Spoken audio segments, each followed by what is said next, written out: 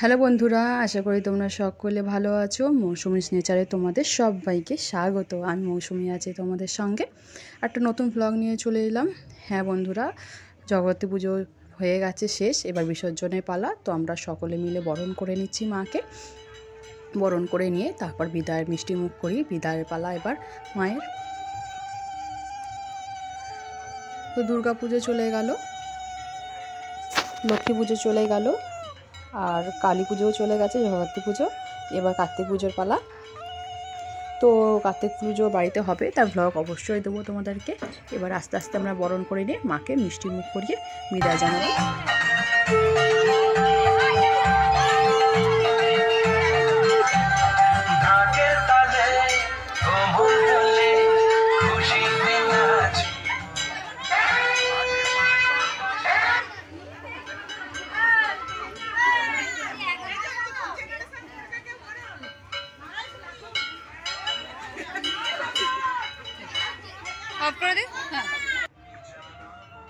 এবার আস্তে আস্তে বন্ধুরা মাকে আমরা বরণ করে নিচ্ছি।